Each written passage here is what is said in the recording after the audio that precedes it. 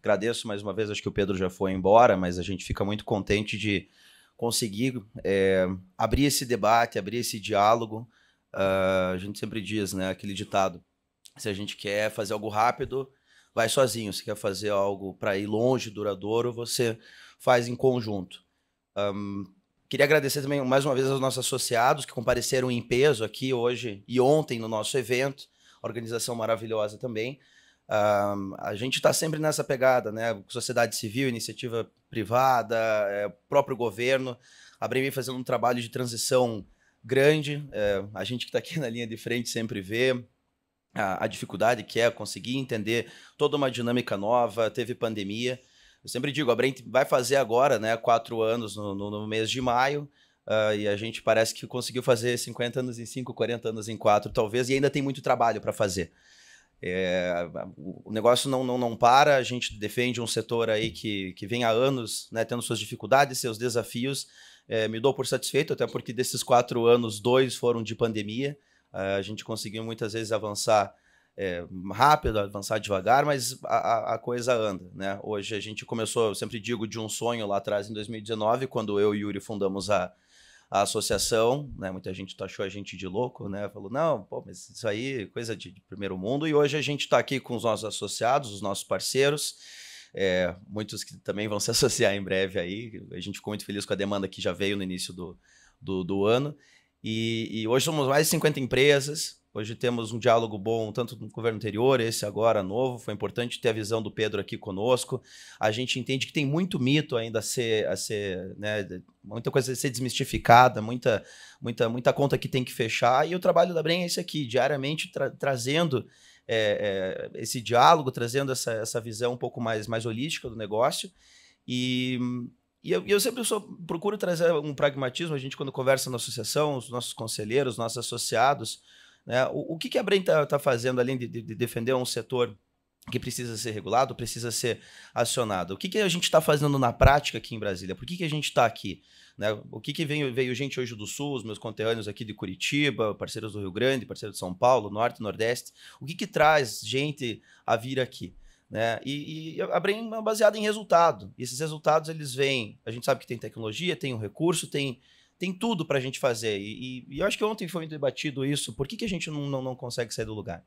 E uma das alternativas que a gente achou, né, que até o Pedro comentou agora no final, a gente conversa com a Ana, com a Anel, com todo mundo, mas uma coisa muito importante é ter o diálogo com o Congresso Nacional. E visto isso, a gente chegou à conclusão que a gente precisava ter essa frente parlamentar, que a gente hoje vai debater um pouco aqui. Logicamente, temos diálogo também com Frente de Resíduos Sólidos, a da ODS agora que ele comentou também. A Brem é uma associação sempre aberta, sempre buscando diálogo, sempre buscando, né, uma coisa bilateral, e acho que é por isso que a gente conseguiu seguir em frente. Então, visto isso, a gente vai falar um pouquinho da nossa frente hoje, vai ter uma visão aqui dos nossos parceiros, o Mimo, Antônio, Yuri, André, passando um pouco da nossa visão, como é que a gente está fazendo isso e por quê, e quais os desdobramentos, resultados. E a gente está um pouquinho atrasado no tempo aqui, eu já vou intermediando algumas perguntas e respostas para quem tiver alguma dúvida. Agradeço desde já também para a gente tentar fazer uma coisa um pouquinho mais dinâmica. E passo aqui a palavra para o Olonha, se quiser dar a primeira palavra, o Yuri, fiquem à vontade aí, agradeço. E quem quiser também levanta a mão, vou ficar de olho aqui para a gente já fazer uma coisa um pouquinho mais dinâmica. E se a gente estiver atrasado, me avisem aí também que estou de olho aqui. Muito obrigado. Obrigado, Rubens. Vou fazer uma provocação aqui para o Mimo, para a gente começar o debate. Mimo, como que você enxerga a insegurança jurídica de um consórcio licitar uma usina de R$ 1 bilhão, com obrigação da Lei Geral de Concessões de aportar 5% do CAPEX em garantia de fiel cumprimento para executar uma obra com prazo determinado e deixar a cargo desse concessionário buscar, depois disso, todos os riscos para viabilizar a venda da energia elétrica a longo prazo para poder financiar o projeto?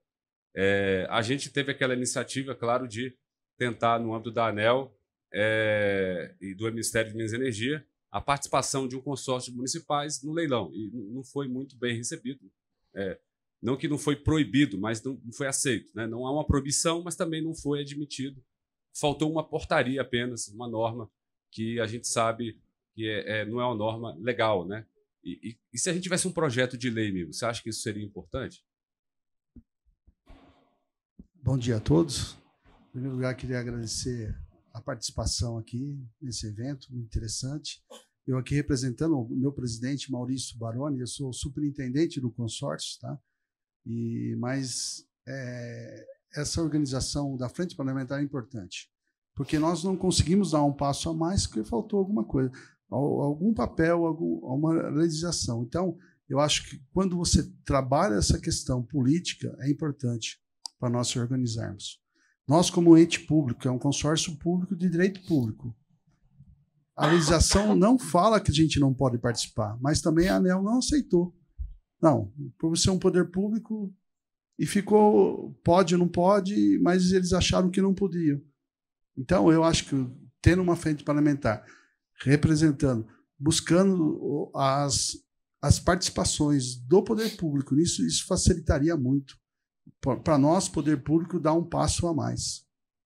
Então, eu fico aí, agradeço, mas precisamos fazer esse debate.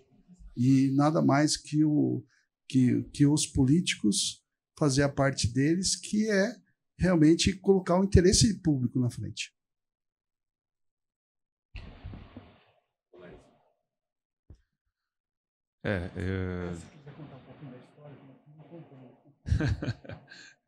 De fato, ontem nós comentamos aqui que o que está faltando realmente para a gente pôr de pé um projeto desse é vontade política, né? Porque não falta dinheiro, não falta tecnologia, não falta vontade, não falta condições, não faltam resíduos, não falta espaço, não falta quase nada, né? Só está faltando realmente a vontade política. Então, essa iniciativa da criação da Frente Parlamentar de Valorização de Energia de Resíduos é o que estava faltando para a gente, para complementar esse quadro, para poder resolver problemas daquele que nós colocamos aqui, que o Yuri acabou de levantar, da questão da equação, uma equação simples com duas variáveis, né? Isso a gente tentou resolver. O Mimo sabe, o Yuri também participou desse processo. Tentamos resolver, fazer com que o Consimares fizesse a venda da energia de forma preliminar no leilão, e a ANEEL não autorizou isso daí, apesar de ter concordado que não existe nenhum óbice legal. Tá?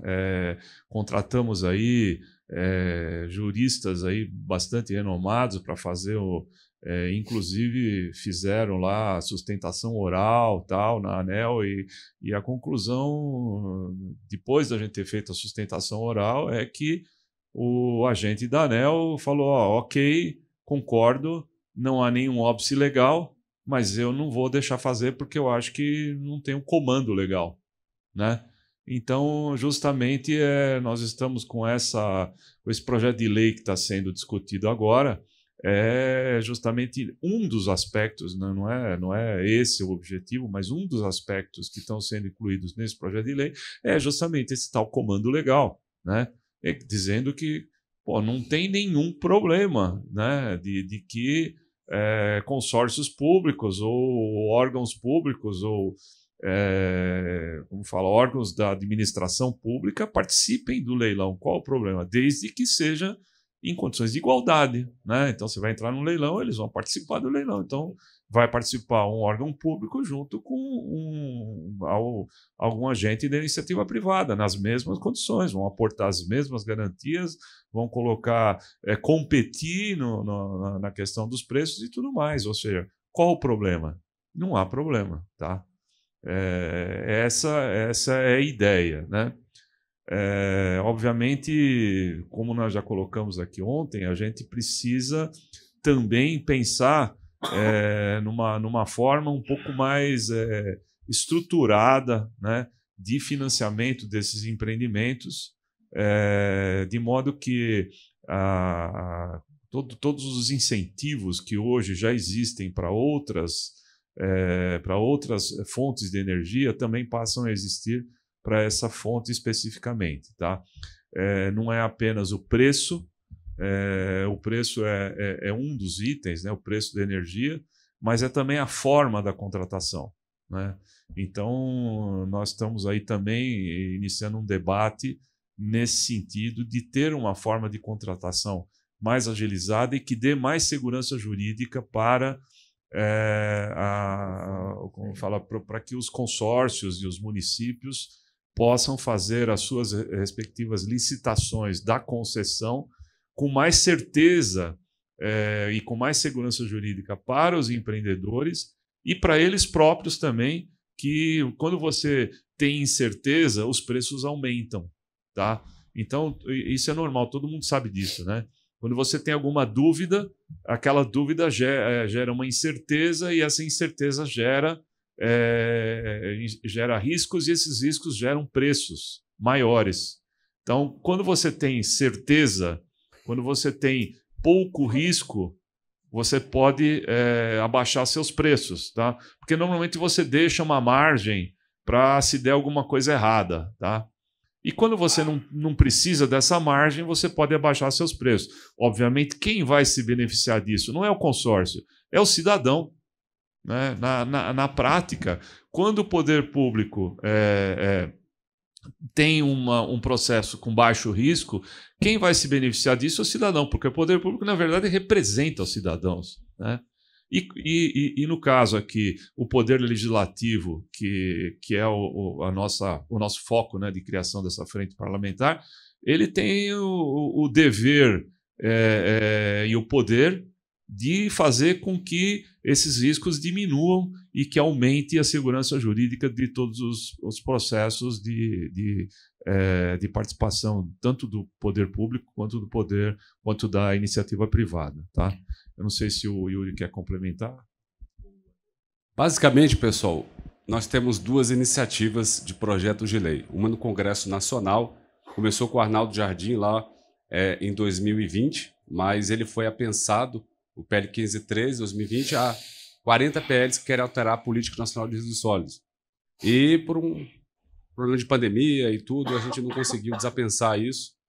E quando o Congresso voltou à ativa, veio as eleições e a gente não avançou muito. Ano eleitoral, no passado. Aí tivemos a iniciativa de fazer um Programa Nacional da Recuperação de Energia de Resíduos, ou seja, um projeto de lei maior, mais robusto, e um projeto de lei específico, não apenas alterar a PNRS, criar um projeto de lei independente, com alterações, claro, pontuais na PNRS e no lei do setor elétrico. Aí, basicamente, a gente conseguiu, então, a assinatura e já foi até quase encaminhado para a Comissão do Meio Ambiente o PL 924 de 2022, assinado pelo deputado Geninho Zuliani, que não é mais deputado, que concorreu ao governo de São Paulo, e também assinado pelo deputado Danilo Forte. Esse projeto de lei ele tem 3 eixos, basicamente: redução de tributos, metas, isenções de tributos, metas de redução de resíduos de aterros, com sanções aos municípios que não atenderem, e também instrumentos de contratação, autoprodução, o município pode participar do leilão. E então esse projeto de lei ele também traz algo que eu acho relevante, a questão da eletromobilidade, inserindo em projetos de concessão. Basicamente, como é que funciona? Se você constrói um parque eólico hoje, em autoprodução são usinas de 5 megas para cima. Abaixo disso é geração distribuída, até 5 megas. Né? Aí você conecta direto à distribuidora, mas também não tem como financiar. Só que você paga R$ 1.200 o megawatt-hora, solar você viabiliza por 200 e pouco, então você ainda vende por 450, 500, 600 e ganha uma baita de uma grana, né, para o distribuidor. Então a geração distribuída tem tem uma rentabilidade, um retorno muito alto, mas não tem como você garantir o consumo a longo prazo, né? Porque você não tem um contrato de longo prazo para você financiar essa instalação. Mas como são pequenas instalações, o pessoal banca 100% de capital próprio. Parque autoprodução existe no Brasil. O Mesquita está aqui comigo e conhece a história. O meu sócio de advocacia, o Cláudio Girardi, foi quem escreveu a lei em 1995, junto com uma equipe no Ministério. E também ele foi procurador-geral da ANEEL há 11 anos, o doutor Cláudio Girardi, né? Inclusive ajudou a fundar a nossa associação. Infelizmente está viajando, não pode estar conosco. Mas essa lei de 95, ela viabilizou várias usinas hidrelétricas no passado, como Machadinho, em consórcios, onde consórcios de empresas construíram uma usina para consumir a própria energia. Então, por exemplo, vários consumidores intensivos de energia elétrica mineradoras e por aí vai, que precisam, siderurgias, precisam de muita energia elétrica. Então, os eletrointensivos se uniram por muito tempo para construir usinas.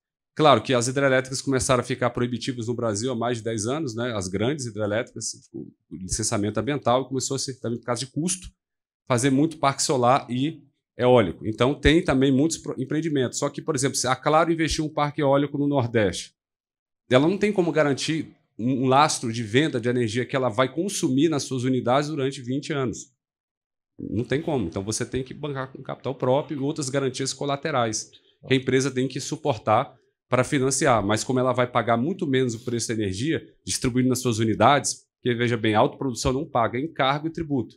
Então, é 48% mais barato. É um modelo muito interessante. Por exemplo, a gente estava falando em leilão de R$ 740 o megawatt-hora. Se a gente tirar os encargos e tributos, cai para 48. Então, a gente consegue, por exemplo, fazer uma WTE no centro de Brasília para abastecer ônibus urbano, metrô, iluminação pública, prédio público e também caminhão elétrico de coleta de lixo. Aí pergunto, como é que financia isso? Muito melhor do que o parque eólico, porque você tem concessões que podem ser vinculadas entre si. Explico. Você faz uma licitação onde o vencedor da licitação assina, por exemplo, 3 contratos. Ele vai assinar um contrato de concessão para a WTE, vai assinar um contrato de concessão para algumas linhas de ônibus elétricos e para a coleta de lixo elétrico. Ok? Pode ser também um contrato de coleta de lixo junto com a WTE. Acho que não é um problema. Mas é melhor separar as atividades, porque aí depois você cria consórcios de empresas que atuam nessas 3 atividades. Suponhamos que o coletador de lixo de Brasília, mais o cara que presta ônibus urbanos em Brasília, se junta com um grande operador do Brasil de resíduos e de usinas do setor elétrico que quer investir no WTE. Esses 3 fazem um consórcio, todo mundo sabe o que tem que fazer, e eles vão criar, participar do leilão. E aí são 3 contratos de concessão que são vinculados entre si.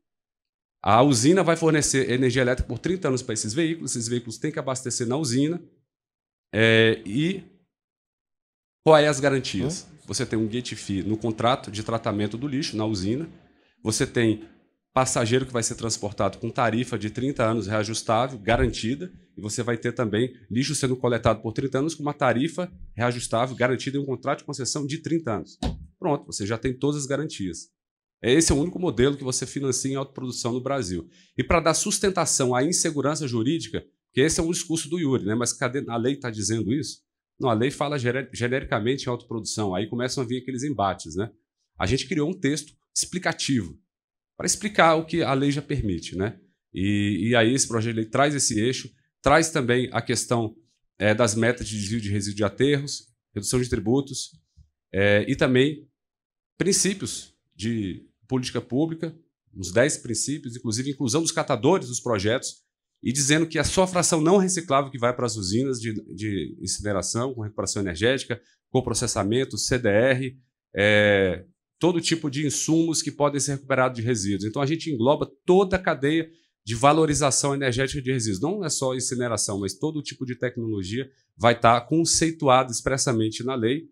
E uma questão importante, todos os municípios com mais de 500 mil habitantes vão ter que fazer estudo de viabilidade técnica e econômica para dizer que se tem que enterrar ou não. Então, se ele quer enterrar o lixo, então ele vai dizer que naquele município não tem viabilidade para fazer nada. Mas se ele tiver viabilidade, ele vai ter que valorizar o resíduo, com a tecnologia que tiver a melhor vocação para aquele local, para aquele tipo de resíduo. Então, isso muda completamente a realidade. A gente vai ter, porque a gente discutia lá na ABREM, mas quem é que diz desse binômio técnico-econômico que se pode ou não enterrar e deve fazer a recuperação energética na pirâmide, na ordem de prioridades? Ninguém diz. Está lá na lei uma letra morta. Então, a gente vai dizer que tem obrigação, sim, de fazer. A União que vai custear esses estudos, porque aí não vai onerar os municípios que estão endividados. A União também vai fazer estudo de referência. Eu acho que isso é um motor de desenvolvimento. A gente vai ter muitos projetos sendo feitos no Brasil, desenvolvidos, para inserir essas tecnologias que os senhores aqui tão bem representam. E aí isso traz um desenvolvimento econômico, dando sustentação para esse projeto. Mas aí eu queria passar a palavra ao André. Yuri, desculpa. André. Eu vou pedir um pouquinho aqui, que tem um pessoal querendo fazer algumas perguntas, e a gente está um claro. pouco apertado no tempo, até porque tem algumas apresentações que... Mas eu queria perguntar para o André, como é que está sendo o nosso trabalho da Frente Parlamentar? Quais são os desafios aí, oportunidades? E a gente também tem agora um projeto de lei com a mesma redação no Senado Federal, assinado pelo senador Jader Barbalho, 1012, né? 1202, de 2023. E ainda prevê a contratação de 60 megas por ano de WTE, conforme consta no Planares, né? A meta do Plano Nacional de Resíduos Sólidos, pelo governo. Bom dia. Eu sou o agente da ABREM no Congresso e no Executivo. Então, eu acompanho, eu faço corpo a corpo, defendendo o que o Yuri falou, o que o Antônio falou, e a demanda do Miro. A frente parlamentar, que é o tema desse painel, na verdade é um instrumento de apoio ao que a gente defende.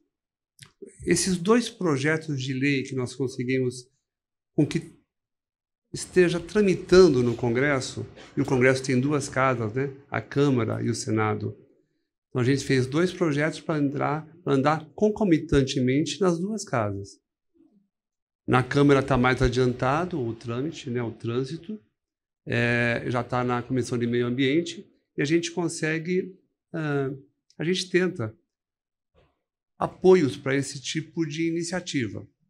No Senado, a gente conseguiu criar um outro projeto de lei, porque o Senado acaba que é uma casa revisora de tudo que a Câmara decide. Então, o projeto de lei da Câmara vai acabar no Senado. Se a gente andar com um projeto que cria esse arcabouço jurídico, esse marco regulatório, é melhor, é mais rápido, é mais prático, vamos dizer assim.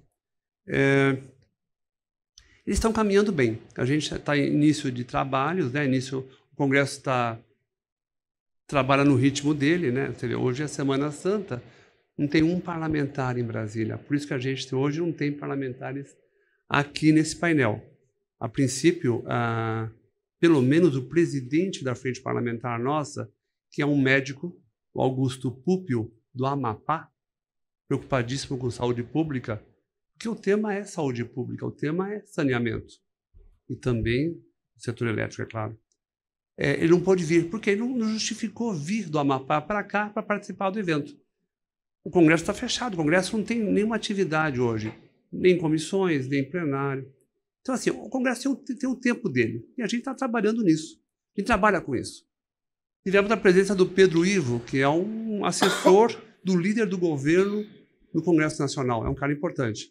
O Ivo ainda não pensa como nós, não é isso, Rubens? Mas ele vai, assim, a gente vai trazer ele para o debate, para trazer pessoas como o Pedro Ivo para o debate, para que ele possa estar sensível ao assunto. Da mesma maneira, a gente está conversando com a frente ambientalista que ele citou. O coordenador da frente ambientalista no Senado é o Contarato, o senador Contarato, que também é líder do PT no Senado. Contarato e Espírito Santo. A gente já estivemos com ele, já estivemos com os assessores dele, e esse é o trabalho nosso em Brasília.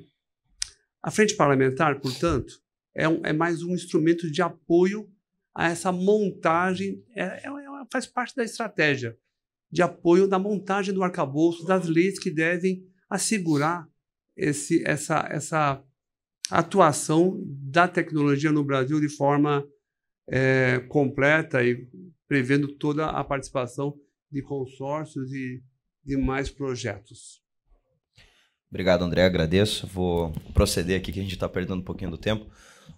O Antônio Dourado está com uma questão, depois aqui o Domênico tem. Pessoal, alguém tem mais alguma pergunta? Depois eu vou passar ali para o Elvio também e o nosso colega lá. Mais alguém para a gente já encerrar a questão? Tá bom. Antônio, por gentileza, eu vou pedir também para os nossos palestrantes aqui falarem um pouquinho, umas respostas mais breves, que daqui a pouco a gente tem aí uma agenda a cumprir também, tá bom? Obrigado. Antônio Dourado, por gentileza. Bom dia, obrigado, gente. Em primeiro lugar, eu queria parabenizar a diretoria, a BREM, seu presidente e todos os associados pelo grande esforço que vem sendo desenvolvido para desmistificar uma coisa que é inacreditável, né? Mas no século XXI ainda tem gente que tem medo, ou tem vergonha, ou tem pruridos, né, contra a recuperação energética. Isso aí é um trabalho hercúleo que vocês desenvolveram e é muito importante esse trabalho de vocês na frente parlamentar. Veja, eu entendo que o Brasil é um país plural, né? Nós Nós não temos um Brasil, nós temos muitos Brasis. E a visão das pessoas, seja por fake news, ou seja por falta de conhecimento técnico, ela é diferenciada. Então, o trabalho de vocês de esclarecimento, de informação, é muito importante. O André agora mencionou que o assessor Pedro Ivo ainda não está na mesma página que os presentes aqui vai em termos de ter interesse na valorização energética. Agora, tem coisas piores que essa. Por exemplo, tem estados que proíbem a incineração. Então, eu queria saber como é que a gente consegue superar essas barreiras, ou seja, como é que a gente consegue mostrar que tem uma planta de incineração a 3 quilômetros da Torre Eiffel e ninguém morre em Paris por causa disso. Ao passo que aqui o pessoal fala, não, isso faz mal para a saúde, não, vai tirar resíduo dos catadores, sabe? Um monte de coisas que a gente precisa trabalhar. Essa é a minha pergunta para vocês. Se eu puder começar, eu vou começar respondendo essa, que acho que eu estou um pouco mais atualizado nessa questão. Primeiro, eu sempre digo, a parte de desmistificar Dourado e os demais presentes é um trabalho de formiguinha. Isso tem que ser feito não só por nós da Brem aqui, como também os nossos associados, assim, essa desmistificação. Desde quando você pega um Uber até falar com um familiar, assim. Quase bater de porta em porta, e isso muda, né? Eu sempre digo, a gente teve um plano de ação ano passado, né, mas trazendo para a grande mídia essa questão, mostrando que não é nenhum monstro de 7 cabeças, pelo contrário, é uma solução bacana. Mas lógico que na prática isso muda muito. Eu estava, semana passada, a gente estava com uma delegação de 20 autoridades e empresas do Brasil, tivemos na Suíça, estava na presença do Roland aqui e alguns outros parceiros da Lavoro que hoje não estão presentes. E você vê a autoridade mudando imediatamente a partir do momento que ela visita uma usina, que ela visita a realidade de um outro país. Logicamente, não é todo mundo que consegue fazer isso, ter esse recurso, ter esse tempo, mas é um trabalho que aos poucos vai mudando. Então, acho que esse é o primeiro passo, trazer autoridades, trazer entes-chave. A questão do Pedro Ivo, mais uma vez, a Brem, ela está aqui para dialogar, a gente não pode se fechar. Se a gente se fechar, a gente vai, né, morrer afogado aqui, todo mundo junto. Mas é um trabalho aos poucos, de convencimento, de mostrar o fato, mostrar que nós somos também uma associação muito voltada à mitigação de gás de efeito estufa, né? A gente está ligado às ODS, a gente está ligado a muitas metas, a gente está mostrando isso na prática. Então, é um trabalho que a gente está pegando o pessoal pela mão. Se alguém quiser complementar alguma coisa, depois eu já vou passar, por gentileza, para o Domênico a próxima pergunta. Por favor, podem complementar. Alguém? Beleza. Domênico, por gentileza. Bom, eu estava ouvindo o Pedro Ivo falando e me veio aqui em mente as discussões do Código Florestal, dos conflitos que geraram, que permearam toda a discussão entre a questão rural e a questão ambiental. Isso foi muito prejudicial para a sociedade, a forma com que isso evoluiu, porque essa discussão ficou muito polarizada e esqueceram o meio urbano nesse contexto. E acabou trazendo obrigações florestais para áreas urbanas, e que é um tremendo, vamos dizer assim, absurdo você gerir esses aspectos. Você tem que transformar questões que são preocupações para o modo de gestão de áreas urbanas. Você não pode simplesmente trazer um código florestal para dentro da área urbana. Do jeito que foi concebido, trouxe prejuízos. A questão ambiental, que ele abordou bastante, e isso é comum, fala-se da Amazônia, fala-se dos biomas, mas não se fala da cidade.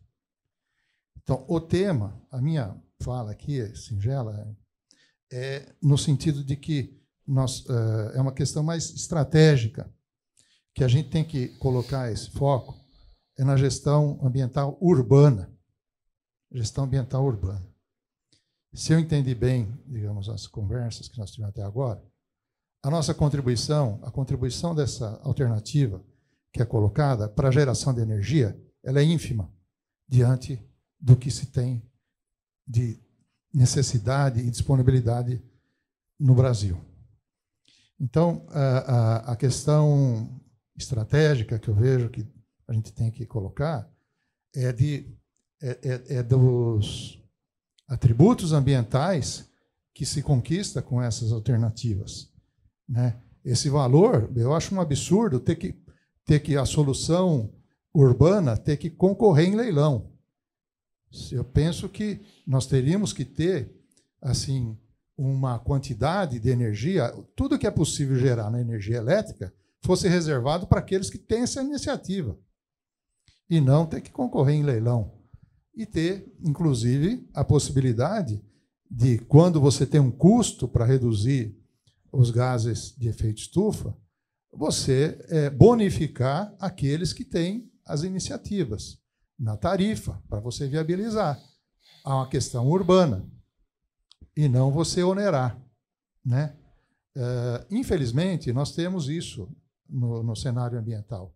Onera-se a reciclagem, onera-se uma série de coisas que são ações que a sociedade, na verdade, acaba incorporando em favor do meio ambiente, mas as regras tributárias e toda essa estrutura de arrecadação que tem no país, ela inibe, ela não favorece essas iniciativas que tinham que ser favorecidas. Num olhar ambientalmente mais sensível, o poder público tinha que incentivar e não onerar. Porque quando você onera, você perde, né? E se você incentiva, você ganha. Então, a minha fala é só para colocar um pouco do meu desabafo também, como o Bolognese colocou aí, diante do que eu tenho visto e compartilhar com vocês essa minha angústia aqui também. Obrigado. Obrigado, Domênico. Quer fazer uma complementação, por favor? Fazer uma complementação. Bom, primeiro, agradeço muito aí a colocação do Domênico, realmente brilhante. Talvez a gente nunca tivesse realmente feito essa abordagem nessa forma. Eu acho brilhante, Domênico. Obrigado, porque realmente você nos deu um caminho novo para nós. Agora, honestamente, nós não tínhamos pensado isso daí. De fato, hoje se pensa muito em florestas, se pensa muito em zonas rurais, se pensa muito em derrubada de florestas e etc, avanço ilegal de desmatamento, né? Mas esquece-se realmente da questão ambiental urbana, né? E é lá onde mora a maior quantidade de brasileiros, né? E não tem tido realmente uma atenção muito importante com relação a isso. Eu acho que brilhante, realmente, nós vamos até passar a focar isso dessa forma, tá? A abordagem junto aos órgãos institucionais aí, aos políticos e tudo mais, nós temos que mudar isso daí. Realmente, você tem toda a razão. Vamos lá, se a gente for, por exemplo, nós estávamos até agora, e isso a gente tem que fazer uma meia-culpa, realmente, a ABREM se preocupou muito na forma de conseguir uma tarifa de energia para poder remunerar e viabilizar esses empreendimentos, quando, na verdade, você tem toda a razão, isso é irrelevante diante do ponto de vista ambiental e diante do ponto de vista de saúde da sociedade. É irrelevante. Realmente, essa é a minha opinião, que eu defendo já desde o início, que nós não deveríamos ter leilão, tá? Nós deveríamos ter, sim, uma garantia de compra dessa energia, de modo a viabilizar empreendimento. Ponto. O leilão deveria ser na parte do gate fee, né? Aí, essa variável da equação teria que estar resolvida já, né? Que eu acho que é isso que nós vamos buscar junto ao Congresso Nacional, tá? Nós precisamos disso, né? E aí, no meio desse caminho, na busca incessante de viabilidade econômica para o projeto, nós passamos pela questão da eletrificação de frotas, né? Ou frota de coleta, ou frota de transporte público, que dá um benefício ambiental monstruoso. Se a gente, por exemplo, eletrificar todo o transporte público, seja lá qual for a fonte de energia, mas essa é uma forma da gente viabilizar as plantas waste to energy, né? Você imagina que o que se reduz de emissões nos centros das cidades, né? O que se reduz de emissões, o que se reduz de ruído, porque os ônibus, queiram ou não queiram, os ônibus de transporte público são barulhentos, são horríveis. Então, você entra, nas grandes cidades, é aquela zoeira, aquele barulho de motores, aquela coisa horrorosa, né? O veículo elétrico ele não é barulhento, ele é silencioso. Então, você ouve um ruído muito suave, né? Então, eu acredito que realmente, e com isso você tem outras vantagens, você evita a importação de óleo diesel, você tem preço estável, né, de passagem, porque não fica ao sabor do mercado internacional, que hoje o petróleo está a $150 o barril e amanhã está a $30 o barril. Só que quando ele vai a 150, o ônibus aumenta 20% a passagem. Quando ele cai para $30, o ônibus aumenta 30% a passagem. Entendeu? Ou seja, você também dá um sinal para a sociedade que para com esse negócio de aumentar a passagem, porque você só vai fazer correção monetária. Entendeu? A frota de coleta também, ela pode abastecer assim, conforme ela descarrega o caminhão dentro da usina, ela já liga na tomada e carrega a bateria e volta para pegar uma outra leva de resíduo. Ou seja, a gente tem uma série de vantagens, mas muito obrigado aí pela tua dica de caminhar no sentido de resolver o problema ambiental da zona urbana. Nós nunca tínhamos ido nesse caminho. Bom, obrigado, Bolognese, agradeço as considerações, Domênico também, vamos olhar essa abordagem, essa perspectiva um pouco diferente. Pessoal, vou dar uma acelerada aqui nas considerações, o colega lá está aguardando a gente, depois tem aqui o Elvio. Marília, por gentileza, não sei seu nome, mas fica à vontade. Oi, bom dia a todos, eu sou Antônio Gaudiano, eu trabalho na Celgpar. Eu tenho visto a abordagem aqui, inclusive com relação ao último comentário, de que o setor vem se direcionando para se tornar uma solução de saneamento, né? Muito na lógica de evitar custos evitáveis, né? A gente acabou de ver as considerações aí sobre os prejuízos urbanos que podem ser evitados, né? Só que eu sinto uma abordagem ainda num nível muito qualitativo. Então, eu sou oriundo do setor de transmissão, participava da ABRAT, né, que é a Associação de Transmissão. Eles têm uma abordagem já num nível mais quantitativo, até envolvendo a academia. Então, por exemplo, eu sou economista. Eu vejo que essa lógica dos custos evitáveis, como ela é abordada de maneira qualitativa, tanto reguladores quanto deputados tendem a ver, não, esse pessoal está superestimando esses valores, assim, isso tende a ser visto como, de maneira geral, dessa forma. Não seria interessante envolver a academia para começar a precificar de uma maneira científica esse tipo de coisa e envolver, sei lá, criar prêmios em relação a isso, e uma abordagem nesse sentido também na parte de pesquisa econômica? Eu vejo que a parte de pesquisa operacional, pesquisa da área técnica evolui muito, mas essa parte econômica me parece que tem falhado um pouco. Eu posso estar enganado a respeito disso e queria ouvir os senhores a respeito.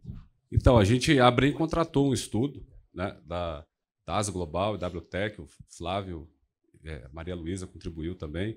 A gente fez uma planilha das 28 regiões metropolitanas com mais de 1 milhão de habitantes. E aí a gente colocou 50 variáveis: redução do custo do meio ambiente ao longo da operação da usina, redução do custo da saúde pública, arrecadação de tributos, geração de empregos, investimento em capex, quanto de energia vai gerar, tudo isso, várias, quantos metais vão ser recuperados, quanto de CO2 vai ser evitado, tudo isso para cada uma dessas 28 RMs. Inclusive, quando aparece mais um consórcio, a gente encaixa ali no tamanho e coloca na planilha. Então, agora a gente também tem um outro estudo da Engenho, que a gente contratou em 2020, a doutora Leontina Pinto, da USP, ela fez um estudo dos custos evitados.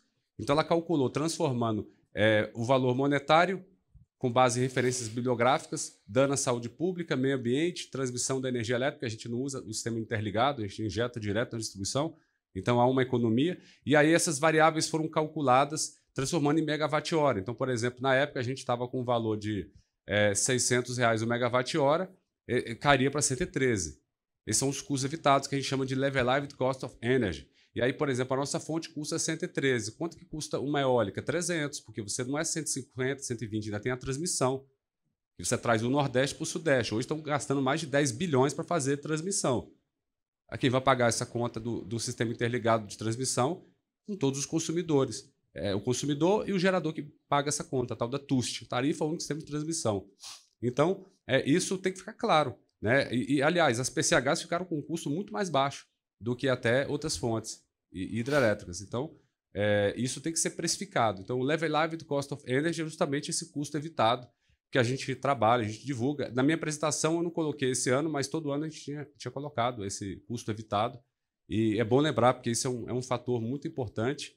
E a Brem, sim, quer continuar contratando estudos para ver quantas pessoas estão morrendo por causa da má gestão de lixo, qual é o custo do meio ambiente real no Brasil. A gente está trabalhando agora para ver as emissões de metano, de aterro, precificar isso, para melhorar o crédito carbono, para viabilizar mais projetos, reduzir custo de projetos de CDR, com processamento e incineração no Brasil. Obrigado, gente. Pessoal, vou fazer aqui rapidinho mais 2 considerações aqui. Vamos ter que deixar para a próxima, desculpa. Elvio, por gentileza, faz considerações. Bom, depois para Marília ali, por gentileza, pessoal. Bom dia a todos. Eu sou Elvio Gaspar. Em primeiro lugar, parabéns aí pelo trabalho que vocês estão fazendo. Esse trabalho junto ao parlamento. Tem essas grandes dimensões que o Domênico levantou. Elas são necessárias, são importantes terem perspectiva, fazer os estudos e tal. Mas lembro que o Trata Brasil fala dos custos de saúde sob saneamento há 200 anos e a coisa foi evoluindo com um certo vagar. Temos um salto grande, mas, enfim, nós temos aí os inimigos para que não se resolva o problema dos resíduos sólidos continuam aí. E uma das soluções mais objetivas é a gente conseguir recursos para o sistema, né? Como é que a gente consegue financiar isso? Você tem, no caso da iluminação pública, a COSIP, no caso dos resíduos sólidos, você tem a possibilidade, a obrigação de cobrar, não na Constituição, como é a COSIP, mas tem a obrigação de cobrar. Se a gente conseguir obrigar que se faça estudos, isso aí é uma coisa muito boa, mas me parece mais razoável se a gente pudesse pensar em acabar com esse risco regulatório, o risco legal, que impede que coisas que não estão escritas ou que estão escritas de alguma forma não possam ser feitas. Digo com objetividade.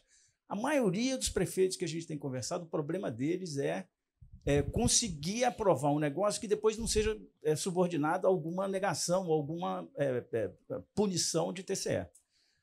Veja, nós não podemos vender energia hoje, essa gerada pelo próprio resíduo, para a própria prefeitura, e ela pagando com COSIP, que é uma receita que já existe, que está na conta de luz, que a ANEEL acabou de disciplinar, que pode ser cobrada o resíduo na conta de luz. Então, tem um sistema, mas por que isso não roda? Não roda porque começou agora, é verdade, tudo bem, mas eu acho que, principalmente, que ainda faltam ajustes legais e regulatórios. Por exemplo, um ajuste legal que falta, resíduos sólidos poder ser uma proxy. Hoje é uma proxy de água, que foi aprovada em 2020, mas não é uma proxy de energia. Pode-se considerar um estudo que possa cobrar junto com... Não só possa cobrar junto com a energia, que já pode, mas possa cobrar com uma proxy de energia. Se a gente conseguir fazer todas essas medições, a gente permite para o prefeito ou para o conjunto de prefeitos a possibilidade de usar recursos que eles já possuem e que eles dolorosamente já cobram da sociedade. Por que eles não fazem isso? Porque eles não querem cobrar, tá certo? Nós estamos todos de acordo. E principalmente na véspera no ano eleitoral, que é o ano que vem. Então, veja, a gente já tem esse recurso. O que eu sugiro, e aí ouvir a opinião de vocês, se a gente não poder jogar uma energia adicional, não só na questão que o Domênico levantou, numa grande empreitada civilizatória, urbana e tudo mais, mas jogar uma energia para lubrificar os canais de transferência de recursos que já existem no sistema de compra de energia para iluminação pública, para poder viabilizar os projetos de waste to energy. Perfeito, Elvio. A própria EPR recomendou isso para a gente. A gente foi atrás dos preços de iluminação pública. O problema é que tem estado que cobra R$ 270, R$ 280 a iluminação pública. Acho que hoje deve estar em torno de 300. Tem estado que cobra 450, 500. Se a gente for viabilizar uma WTE, vai depender do tamanho da usina, né? Se a usina for muito grande, a gente consegue encaixar em qualquer iluminação pública. Se a usina for menor, a gente vai ter que pegar uma iluminação pública mais cara. É possível. Inclusive, o nosso projeto de lei, quando fala de autoprodução, inclui iluminação pública também. Trem, metrô, iluminação pública, prédios públicos, tudo dentro desse conceito da autoprodução. Aí uma parceria público-privada, onde o município faz parte, né, da usina, nessa SPE que é criada, aí você tem o mesmo CNPJ, né, conversando com o próprio consumidor, né, e também gerador. Então aí você tem essa questão da autoprodução, que tem que ser no mesmo CNPJ. Tem um projeto de lei do setor elétrico que vai incluir grupo econômico, consórcio, vai ampliar um pouco mais. Coligado, participação direta, subsidiária, tudo dentro desse conceito de autoprodutor. Então, assim, isso é importantíssimo. A gente está trabalhando justamente também com essa possibilidade. Só rapidamente aqui falar, a energia ela tem um caminho distinto do custo do tratamento, tá? Hoje, o que a ANEEL já permitiu, por exemplo, a cobrança na conta de energia, né, é justamente o custo do tratamento, que hoje é feito pela prefeitura. As prefeituras pagam o destino final, contratam os aterros, né, para poder mandar o resíduo, né? De acordo com a nova marco legal do saneamento, você deve passar isso para o gerador do resíduo, que é o próprio cidadão, tá? Então, nós temos que criar taxas ou tarifas.